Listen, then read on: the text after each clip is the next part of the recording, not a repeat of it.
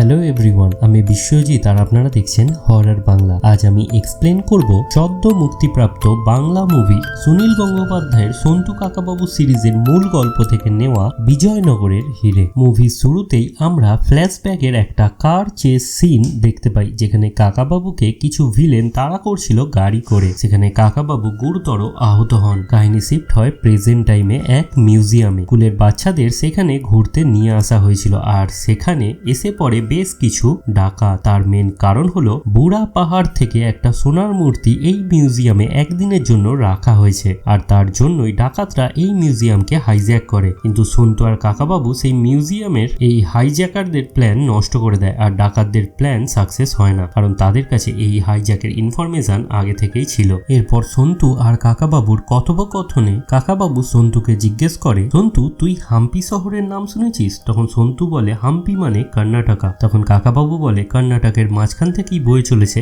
এক তুঙ্গভদ্রা নদী, যার পাশেই একসময় ছিল বিজয়নগরের সাম্রাজ্য, আর এটাই হলো হাম্পি, আর সেখানেই তারা এবারে যাচ্ছে। এরপর সন্তু আর কাকাবাবু ট্রেনে করে উপস্থিত হয় ব্যাঙ্গালোরে। স্টেশনে তাদের নিতে আসে রঞ্জন আর রিঙ্কু। রিঙ্কু হচ্ছে রঞ্জনের স্ত্রী। রিঙ্কু কাকাবাবুকে জিজ্ঞেস করে যে জোজো কোথায়, কারণ তারা তিনজনই সব জায়গায় এখন একসাথে যায়। কাকাবাবু বলে জোজো এবারেও ট্রেনটা মিস করেছে, কিন্তু সন্তু আর কাকাবাবুকে সারপ্রাইজ করে রঞ্জনদের গাড়ি থেকেই জোজো বেরিয়ে আসে আর বলে তাদের সারপ্রাইজ দেওয়ার জন্যই সে এটা করেছে। কিন্তু কাকাবাবু বুঝতে পারে যে সন্তু এই ব্যাপারটা আগে থেকেই জানতো, কারণ ব্যাঙ্গালোরে রঞ্জনের ফোন নাম্বার একমাত্র সন্তুর কাছেই ছিল। কাকাবাবু ওখান থেকে গাড়ি করে বেরোনোর পরই এক মস্তান গোছের মানুষকে তার সাকরেতকে বলতে দেখি যে তাদের ওপর যেন সে নজর রাখে। হোটেলে সবাই চেকিং করার পর রিঙ্কু বলে কাকাবাবু না থাকলে এই হোটেলটা কোনোভাবেই তারা বুক করতে পারতো না, কারণ এই মুমেন্টে এই হোটেলের প্রচুর ডিমান্ড, আর কাকাবাবুর এখানে জানাশোনা আছে বলেই সে এই হোটেলটা পেয়েছে। ঘুরতে বেরিয়ে কাকাবাবু সেখানকার ফেমাস ঘাট তীর্থ ঘাটের হিস্ট্রি সবাইকে বলছিল, আর সেই মুমেন্টেও আমরা আরো একজনকে তাদের ওপর ফলো করতে দেখি। লাঞ্চ করার সময় রঞ্জন সন্তু আর জোজোকে এই বিজয়নগরের ইতিহাস সম্পর্কে বলছিল। তখন সে বলে যে কথায় আছে এক সময় বিজয়নগরের সম্রাটের কাছে ডিমের মতো দেখতে একটা হিরে ছিল, যার ওজন আর আকার ছিল কোহিনুরের থেকেও বড়। এরপর কাকাবাবু বলে যে বিজয়নগরের শ্রেষ্ঠ সম্রাট বিজয়নগরের রাজা, যার নাম ছিল কৃষ্ণদেব রায়া, তার সময় বিজয়নগর ছিল হিরে আর সোনার আড়ত। দাক্ষিণাত্য সুলতান আক্রমণে যখন এই রাজ্য ধ্বংস হয়ে যাচ্ছিল, তখন এই বিশেষ হিরেটাকে এমন ভাবে লুকিয়ে রাখা হয় যা আর কোনোদিনও খুঁজে পাওয়া যায়নি। এমনকি শেষ 400 বছরে ওই হিরেটাকে বহু মানুষ খুঁজে বের করার চেষ্টা করেছে, কিন্তু কেউ সাকসেস হতে পারেনি। রায়া সারনেম শুনে জোজো ভেবেছিল যে রায় সারনেম, বিজয়নগরের সেই সম্রাট হয়তো বাঙালি ছিলেন। ঠিক তখনই এক লেডি সেখানে আসেন আর বলেন যে রায় নয় রায়া, আর সম্রাট বাঙালি ছিলেন না। কাকাবাবু তখন সেই মেয়েটির সাথে পুরো ফ্যামিলির পরিচয় করিয়ে দেয়। মেয়েটির নাম হচ্ছে রায়া, যে হচ্ছে এই বিজয়নগরেরই রাজকন্যা আর এই রাজ পরিবারের প্রিন্সেস, আর একজন নামি দামি অ্যাক্ট্রেসও, যে রিসেন্টলি বেশ কিছু ওটিটিতেও অভিনয় করেছেন, আর ও না থাকলে এই হোটেলটাও পাওয়া যেত না। রায়া সবাইকে বলে যে এই বিজয়নগরে তার নেক্সট মুভির শুটিং চলছে, যেটা বিজয়নগরের ইতিহাস নিয়েই তৈরি হচ্ছে, যার নাম হচ্ছে বিজয় গাথা। তাই সবাই যখন সময় পাবে যেন সেটে গিয়ে শুটিংটা দেখে আসে। রায়ার সাথে কথা বলতে বলতে কাকাবাবু বলে যে বিজয় গাথা নিয়ে সে যে মুভি করছে সেখানে কি এই বিজয়নগরের গুপ্তধনের কথা উল্লেখ করা হয়েছে? রায়া বলে যে লোকেরা বানানো গল্পগুলোই শুনতে পছন্দ করে, মুভিতে সেই কাহিনী আছে নিশ্চয়ই, বাট ক্লাইম্যাক্সে বলা আছে যে এই সমস্ত গুপ্তধনের কথা সবই হচ্ছে রিউমার্স। তখন কাকাবাবু আরো জিজ্ঞাসা করে যে কাবাজ বলে যে গোষ্ঠী আছে যারা গুপ্তধনকে প্রোটেক্ট করতো, তারা কিছু বলছে না? রায়া তখন জানায় যে সবাই তাকে স্ট্রেট করছে, কিন্তু এই সবই হচ্ছে একটা বানানো কথা, আদৌ গুপ্তধন বলে কিছু নেই। আজ থেকে 400 বছর আগে এই কাবাজ গ্রুপ ছিল এই বিজয়নগরের সেনাবাহিনী। এরপর আমরা মুভির শুরুতে যে মস্তান গোছের ছেলেটিকে দেখেছিলাম তাকে কাউকে উদ্দেশ্য করে বলতে দেখি যে তার পূর্বপুরুষরা সেই হিরেটিকে খাটাখাটনি করে মাটি থেকে উদ্ধার করেছিল আজ থেকে 500 বছর আগে। তাই বাইরের কেউ এসে হিরেটাকে নিয়ে যাবে এটা সে হতে দেবে না, কারণ তারাই হচ্ছে কাবাজ। সেদিন রাত্রে কাকাবাবু একটি বই পড়ছিল এই হাম্পি শহরের ইতিহাস নিয়ে, যেটা রাইটার হচ্ছেন ভগবতী প্রসাদ শর্মা। সন্তু কাকাবাবুকে বলে যে তারা তো এখানে ঘুরতে এসেছে, তাহলে এই বইটা কি কোনো রকমের কোইন্সিডেন্ট ঘটনা? কারণ এই বইটা কাকাবাবু কলকাতা থেকেই নিয়ে এসেছেন। তখন কাকাবাবু তাকে উত্তর দেয় যে ঢেকি স্বর্গে গেলেও ধান ভাঙে। সন্তু মনে মনে আনন্দ পেতে থাকে, তার মানে আবার অ্যাডভেঞ্চার হতে চলেছে। পরের দিন সকাল হতেই কাকাবাবু একা রাস্তা দিয়ে হেঁটে চলে কারোর সাথে দেখা করতে। তার পেছনে আমরা কাউকে তাকে ফলো করতে দেখি। এসব বুঝতে পেরেও সে একটা বাড়ির দরজায় গিয়ে নক করে এবং সেই বাড়ির ভেতরে ঢুকে যায়। আর আমরা একটা হ্যান্ডিক্যাপ মানুষকে হুইল চেয়ারের ওপর বসে থাকতে দেখি। আর এই মানুষটাই হচ্ছেন ভগবতী প্রসাদ শর্মা, যে আর কেউই নন স্বয়ং কাকাবাবুর গুরু। তিনি কাকাবাবুকে দেখে রাজা রায়চৌধুরী নামে ডেকে ওঠে। আর তাদের মধ্যে কি কথা হয় সেটা আমরা পরে জানতে পারবো। কাহিনী শিফট হয় একটা পেন্টিং এর কাছে, যেটা কাকাবাবু খুব মন দিয়ে দেখছিল। এই পেন্টিংটাকে মনে রাখতে হবে। সন্তু সেটা কি যখন জিজ্ঞেস করে, তখন কাকাবাবু বলে যে আজ থেকে 500 বছর আগে সঙ্গীত শিল্পীরা এই ঘরের মধ্যেই সঙ্গীত চর্চা করত। ঠিক তখনই কাকাবাবুর কাছে একটা ফোন আসে আর আমরা জানতে পারি কাকাবাবুর গুরু ভগবতী প্রসাদ শর্মার হঠাৎ করেই স্ট্রোক হয়েছে, আর যার ফলে সে তার নিজের ভয়েস হারিয়ে ফেলেছে। সে আর কোনোদিনই কথা বলতে পারবে না। তখন ফ্ল্যাশব্যাকে কাকাবাবুর সাথে তার গুরুর যে কথাবার্তা হয়েছিল সেটা তার মনে পড়তে থাকে। ভগবতী প্রসাদ শর্মা কাকাবাবুকে বলেছিল যে সে ট্রেজারের খুব কাছে পৌঁছে গিয়েছে, কিন্তু লোকাল মানুষজন তাকে বাধা দেয়। লোকাল মানুষজন বুঝতে পারে না যে তারা সরকারের হয়েই কাজ করছে, যার নাম হচ্ছে ASI। কাকাবাবু বলে এই সমস্ত ঘটনা সবই গুজব এবং রাজ পরিবারের মেয়ে রায়ার কথা সে তার গুরুকে বলে। কিন্তু তার গুরু ভগবতী প্রসাদ শর্মার কনফিডেন্স দেখে সে কনভিন্স হয় যে সত্যি হয়তো ট্রেজারের কাছাকাছি সে পৌঁছেছিল। কাহিনী শিফট হয় আবার প্রেজেন্ট টাইমে, হাসপাতালে, যেখানে কাকাবাবু ভগবতী প্রসাদ শর্মার নাতির সাথে কথা বলছিল। ঠিক তখনই সেখানে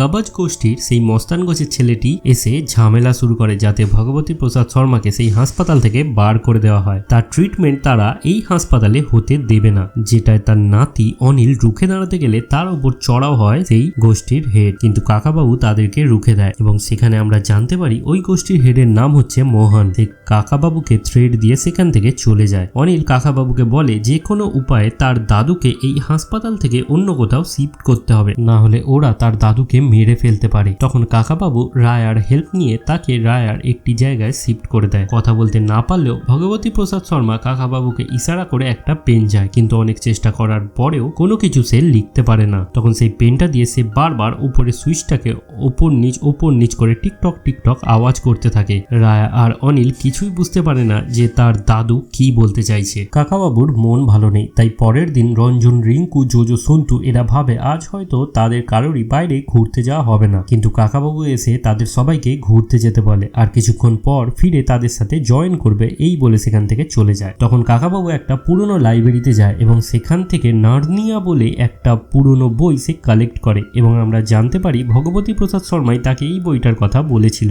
এই বইটা নিয়ে কাকাবাবু সন্তু, রঞ্জন, রিঙ্কুদের সাথে জয়েন করে নেয়। সেদিন রাত্রিবেলা সন্তু স্নান করার পর যখন তার ঘরে ঢোকে দেখে তার সুটকেস আগোছালো অবস্থায় পড়ে রয়েছে। তার মানে কেউ তার সুটকেস চেক করেছে আর সে চোরটিকে পেয়েও যায়, কিন্তু অনেক চেষ্টা করেও সে তাকে ধরতে পারে না। কিন্তু তার গলার লকেট সন্তুর হাতে চলে আসে, যেটা আর কারোরই না, সেই কবচ গোষ্ঠীরই একজনের। সেই লকেটটা নিয়ে কাকাবাবু সেই গোষ্ঠীর কাছে যায় এবং তাদের সবাইকে ওয়ার্নিং দিয়ে আসে এবং অনেক খোঁজাখুঁজি করলেও মোহন সেই সময় সেখানে ছিল না। সন্তু কাকাবাবুকে জিজ্ঞেস করে যে তাদের ঘরে এমন কি আছে যার জন্য চোরেরা তাদের ঘরে ঢুকতে পারে। কাকাবাবু তখন ওই নার্নিয়া বইটার কথা সবাইকে বলে আর এটাও বলে যে বেশ কিছুদিন আগে তার গুরু তাকে ফোন করে ডেকেছে বলেই সে এই বিজয়নগরে এসেছে। আর একটা টেক্সট মেসেজও ভগবতী প্রসাদ শর্মা কাকাবাবুকে পাঠিয়েছিল, যেটা কাকাবাবু এখনো ক্র্যাক করতে পারেনি। সন্তু মেসেজটা পড়ে, যেটা লেখা ছিল প্রশ্ন পড়বে উত্তর পশ্চিমে দক্ষিণ ভারতে। এখানে কাকাবাবু বলে একই মানুষ বারবার হীরের কথা বলছে, তাই হয়তো হীরে থাকলেও থাকতে পারে। সন্তু বলে ভগবতী প্রসাদ শর্মা তো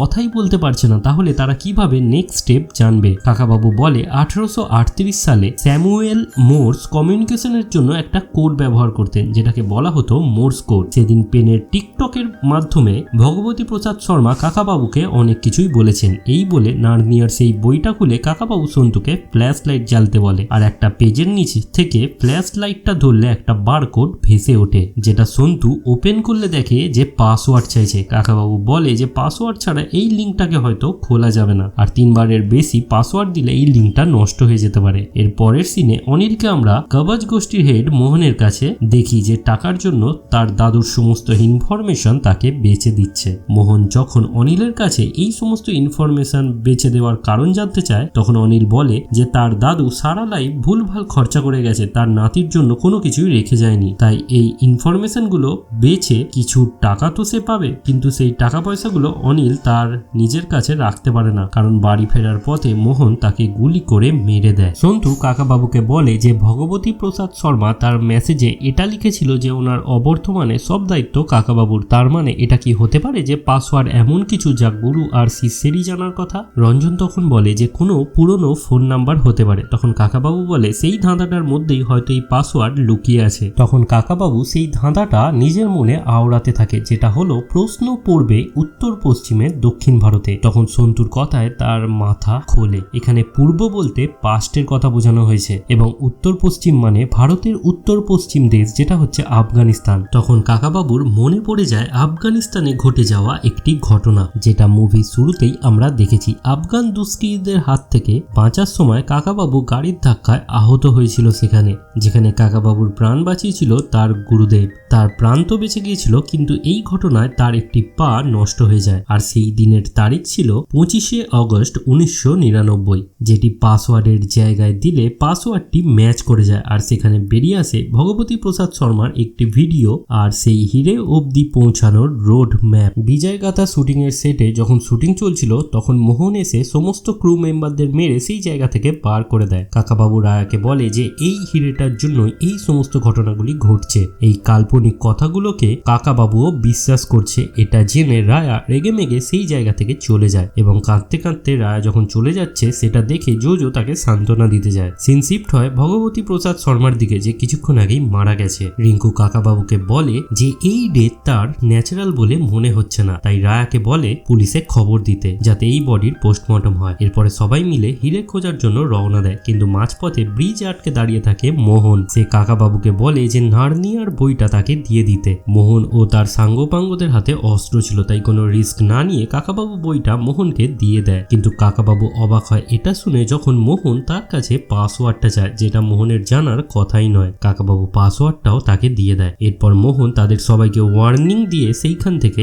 চলে যেতে বলে। রাত্রিবেলা একটি কাগজের ওপর কাকাবাবু এই ম্যাপটার একটি ছবি হাতে আঁকে আর সন্তুকে সাথে নিয়ে বের হতে যাবে, তখন জোজো তাদের সাথে যাওয়ার জন্য বায়না করে আর বলে তারা হচ্ছে 3 মাস্কেটিয়ার্স, তাই সেও তাদের দুজনের সাথে যাবে। এরপর তারা তিনজনে সেই ম্যাপ দেখে একটি ভাঙাচোরা মন্দিরের কাছে যায় আর গিয়ে দেখে যে মোহনের লোকজনেরা অলরেডি এক জায়গায় খোঁড়াখুড়ি শুরু করে দিয়েছে। ঠিক তখনই এক পুলিশ অফিসার কাকাবাবুকে ফোন করে বলে তার গুরু ভবানী প্রসাদ শর্মাকে খুন করা হয়েছে। তার মৃত্যু কোনো ন্যাচারাল ডেথ নয়, আর খুনের কারণ হচ্ছে সাফোকেশন, মানে কেউ তার মুখ থেকে অক্সিজেনের মাস্কটাকে সরিয়ে দিয়েছিল। কাকাবাবু তখন বুঝতে পারে যে তাদের মধ্যে কেউ আছে যে এই সমস্ত কাজগুলো করেছে। ঠিক তখনই তাদের পেছন থেকে বন্দুক হাতে বেরিয়ে আসে রায়া, আর এখানে রিভিল হয় একটা টুইস্ট। বরাবরই রায়া এই হিরেটার ব্যাপারে জানতো যে এইটা সত্যি ঘটনা, আর তখন সে মোহনের সাথে হাত মেলায় যাতে তারা দুজন মিলে এই হিরেটাকে খুঁজে বার করতে পারে, কিন্তু তারা দুজনেই জানতো এটা তাদের দ্বারা পসিবল হবে না। তখন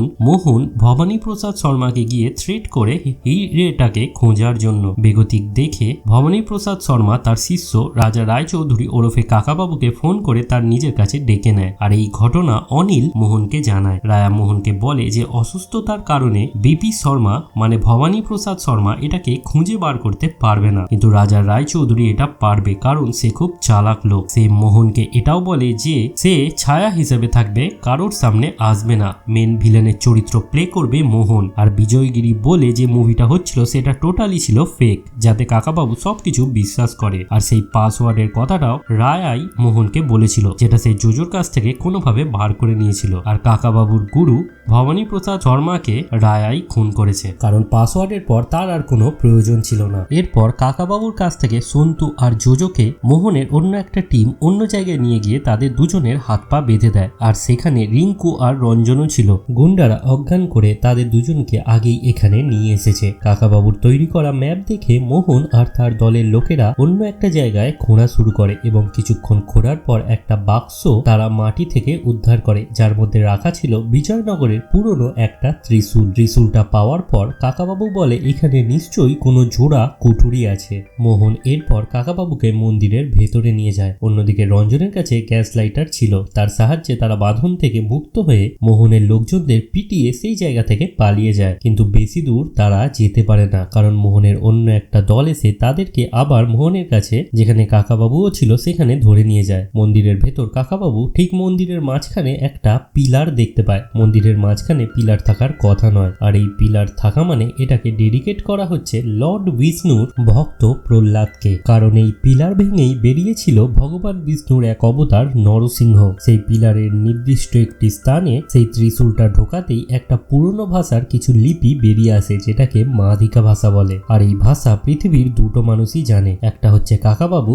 আর একটা হচ্ছে তার গুরু ভগবতী প্রসাদ শর্মা। তার গুরু তো এখন বেঁচে নেই, তাই কাকাবাবু বলে এবার সে যেটা বলবে সেটা বাকিদের করতে হবে। সন্তুকে কাকাবাবু বলে ওই লিপিটা থেকে, যেটা 500 বছর আগে লেখা হয়েছিল, সেখান থেকে সে এখন শুধুমাত্র দুটো কথা বুঝতে পারছে, আর সেটা হলো আহির ভৈরব। সন্তু জানায় আহির ভৈরব সঙ্গীতের আরাধনা করত, তার মানে তারা ঠিক রাস্তাতেই আছে। সেই মন্দিরের সমস্ত দেওয়ালের দিকে তাকালে কাকাবাবু আর সন্তু দেওয়ালের মধ্যে একটা ছবি দেখতে পায়, যেটা ছিল যমরাজের। সেই পেন্টিংটা যেখানে ছিল, মানে যমের ছবিটা যেখানে ছিল, তার দক্ষিণ দুয়ারে একটা চাকা টাইপ চাকতি ছিল, যেটা ঘোরাতেই দেওয়ালের একদিক থেকে একটা দরজা খুলে যায়। আর তারা সবাই গিয়ে পৌঁছয় একটা জায়গায়, যেটা মুভির শুরুতেই একটা পেন্টিং দেখানো হয়েছিল, সেই পেন্টিংটার মতোই। আর সেই জায়গায় যতগুলো দেওয়াল ছিল সবকটাই ছিল এক একটা মিউজিক্যাল ইনস্ট্রুমেন্ট। কাকাবাবু বলে যে 500 বছর আগে যে ইনস্ট্রুমেন্টের কথা এখানে বলা হয়েছে সেটা হচ্ছে ডুমরু,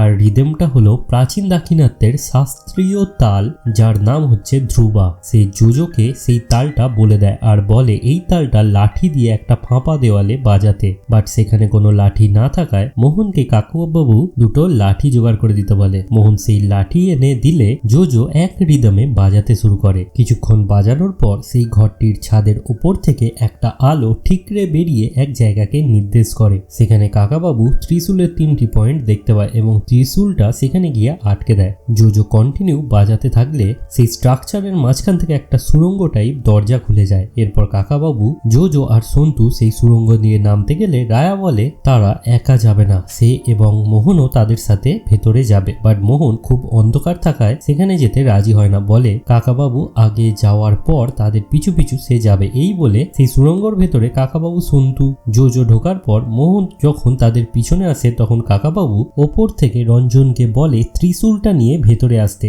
মোহন বুঝতে পারে কাকাবাবু কোনো চালাকি করছে, তখন সে বলে ওপর থেকে ত্রিশূলটা সে নিজের হাতে করে নিয়ে আসবে। এই বলে ওপরে উঠে ত্রিশূলটা বার করার সাথে সাথেই সুড়ঙ্গের পথ অটোমেটিক্যালি বন্ধ হয়ে যায়। মোহন বুঝতে পেরে যায় কাকাবাবু এখানে চালাকি করেছে, ঢুকতে না পারায় সেই সুড়ঙ্গের দরজাটায় কন্টিনিউ হাতুড়ি দিয়ে সে ঘা মারতে থাকে, কিন্তু তাতেও দরজাটা তারা খুলতে পারে না। যখন মোহন দরজাটা ভাঙার জন্য হাতুড়ি দিয়ে ঘা মারছিল তখন রঞ্জন কাউকে ফোন করে কিছু একটা ইনফর্ম করে। সন্তু কাকাবাবুকে ভেতরে ঢোকার পর জিজ্ঞেস করে যে রাস্তা তো উপর থেকে বন্ধ হয়ে গেল, তাহলে তারা কি এই জায়গা থেকে বেরোতে পারবে? কাকাবাবু উত্তর দেয় যে তুঙ্গভদ্রা নদীর তীরে যখন এই জায়গা রয়েছে তখন বেরোনোর রাস্তাও নিশ্চিত রয়েছে। এরপর সেই সুড়ঙ্গের ভেতর একটা বাক্সের মধ্যে তারা সেই হিরেটাকে খুঁজে পায়। মোহন আর রায়াও বুঝে গেছিল যে সুড়ঙ্গের রাস্তা বাইরে থেকে পাহাড়ের মধ্য দিয়েই নিশ্চয়ই বেরোবে, তাই তারা বাইরের পাহাড়ের উপরে গিয়ে ওয়েট করছিল। আর সন্তু আর কাকাবাবু পাহাড়ের এক কোণ থেকে বেরোলেই তাদের চারিদিক থেকে তারা ঘিরে নেয়। আর ঠিক তখনই সন্তুর সাথে মোহনের একটা ফাইট হয়, যেখানে মোহন সন্তুকে গুলি করতে গেলে মেন যে কবজ গোষ্ঠীর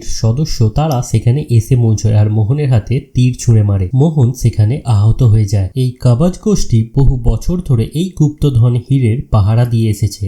আর এখানে আমরা জানতে পারি যে রঞ্জনরা যখন মোহনের ডেরা থেকে পালিয়ে আসতে যাবে তখন এই কবজ গোষ্ঠীর ছেলেটাই তাকে হেল্প করেছিল। এরপর পুলিশ আসে এবং মোহন আর রায়াকে ধরে নিয়ে যায়। আর এখানে আমরা জানতে পারি রঞ্জন হচ্ছে পুলিশের আন্ডার কভার এজেন্ট। সে ভেতর থেকে যে ফোনটা করেছিল সেটা পুলিশকেই করেছিল। তাকে কাকাবাবু তখন হিরেটা দেখায়। এমনকি কবজ গোষ্ঠীর ছেলেরাও বলে এই হিরেটা তারা মিউজিয়ামে রাখতে চায় যাতে তাদের সভ্যতা সম্পর্কে সবাই জানতে পারে। আর এই হ্যাপি এন্ডিং এর সাথে বিজয়নগরের হিরে মুভিটি এখানেই শেষ হয়ে যায়। তো এই ছিল সন্তু কাকাবাবুর নতুন মুভির কাহিনী। ভিডিওটি ভালো লেগে থাকলে লাইক, কমেন্ট, শেয়ার করতে ভুলবেন না। আর হ্যাঁ, দেখা হচ্ছে পরের ভিডিও। Thank you.